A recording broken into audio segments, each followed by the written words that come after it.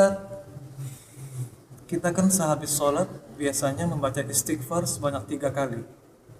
Nah, timbul pertanyaan dari ana, kan kita habis sholat, habis beribadah, kenapa mesti membaca istighfar? Iya. Biasanya orang yang beristighfar habis melakukan perbuatan maksiat. Bagaimana itu Ustaz? Baik. Bismillahirrahmanirrahim. Alhamdulillahirabbil alamin. Wassallallahu sallama wa baraka ala abdihi wa rasulihi nabiyina Muhammad wa ala alihi wa sahbihi ajma'in, amma ba'du. Jika ditanya kenapa kita beristighfar setelah salam sholat, maka jawabannya sangat mudah, karena begitulah yang dicontohkan oleh Rasulullah sallallahu alaihi wasallam. Dan kita di dalam sholat diperintahkan oleh Rasulullah sallallahu alaihi wasallam untuk mencontoh beliau. Sallu kama ra'aitumuni usalli, dalam hadis riwayat Bukhari dan Muslim. Salatlah kalian sebagaimana kalian melihat aku salat. Dalam sebuah hadis riwayat Imam Muslim dari Thauban radhiyallahu anhu, Rasulullah sallallahu alaihi wasallam diceritakan oleh Thauban, kana Rasulullah sallallahu alaihi wasallam idzan sarafa min salatihi istaghfara thalathan. Kata Thauban radhiyallahu anhu, Rasulullah sallallahu alaihi wasallam jika setelah selesai salat beliau beristighfar sebanyak 3 kali. Nah, ini sebabnya. Tetapi dari pertanyaan saudara, ada perkara yang penting yang harus kita perhatikan, yaitu mungkin salah satu rahasia dan hikmah kenapa Rasulullah sallallahu alaihi wasallam beristighfar setelah selesai sholat. Salah satu rahasianya adalah agar sholat kita benar-benar diterima oleh Allah Subhanahu wa taala. Mungkin ketika sholat kita tidak khusyuk, tidak hadir hati. Mungkin ketika sholat kita kurang tata cara sujudnya. Mungkin ketika sholat kita kurang tata cara rukuknya, bacaannya, dan sebagainya. Maka ini adalah konsep beramal setiap muslim. Bukan hanya sekedar mengamalkan ibadah tersebut, tetapi bagaimana ibadah tersebut diterima oleh Allah Subhanahu wa taala.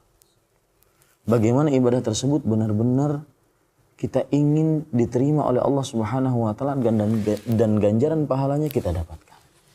Dan inilah yang diingatkan oleh para salafus saleh. Di antaranya Ali bin Abi Thalib radhiyallahu anhu, menantu Rasulullah sallallahu alaihi wasallam. Beliau berkata, "Kunu liqabulil amal ashadda minkum ihtimaman bil amal." Artinya, jadilah kalian yang memperhatikan amal ibadah itu diterima lebih dibandingkan kalian memperhatikan bagaimana beramal. Jadi bukan hanya sekedar beramal, tapi bagaimana amal ibadah tersebut diterima oleh Allah Subhanahu wa taala. Kemudian beliau mengatakan, Alam tasma'u Allah Azza wa Jalla yaqul. Apakah kalian tidak mendengar Allah Subhanahu wa taala berfirman, Innama yataqabbalullahu minal muttaqin. Sesungguhnya Allah hanya menerima dari orang-orang yang bertakwa. Di dalam surah Al-Maidah Allah Subhanahu wa taala sebutkan hal ini. Begitu juga perkataan Fudalah ibnu Ubaid. Beliau mengatakan di dalam perkataan beliau yang sangat luar biasa, la an akuna a'lamu anna Allah qad taqabbala minni mithqala khardalin ahabbu ilayya minad dunya wa ma fiha. Sungguh aku mengetahui bahwasanya Allah Subhanahu wa taala menerima dariku walau seberat dzarrah atau seberat biji sawi kecil.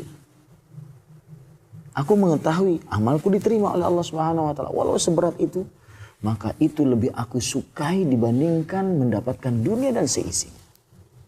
Kenapa demikian? Karena orang yang diterima amal ibadahnya berarti orang yang bertakwa. Dan orang yang bertakwa tempatnya di dalam surga. Nah, itu rahasianya.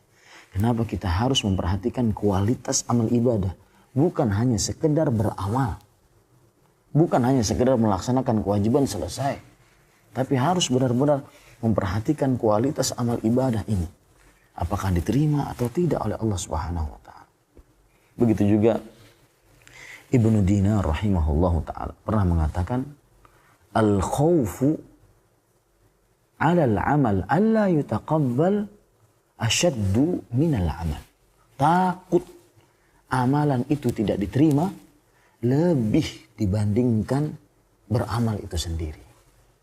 Maka mulai sekarang bukan hanya sekedar sholat, bukan hanya sekedar puasa, bukan hanya sekedar sedekah, bukan hanya sekedar baca Quran, tetapi benar-benar beramal yang ingin diterima oleh Allah. Dengan begitu kita akan senantiasa memperhatikan kualitas amal ibadah kita. Demikian, wallahu a'lam, sallallahu nabiyana Muhammad, walhamdulillahi rabbil alamin.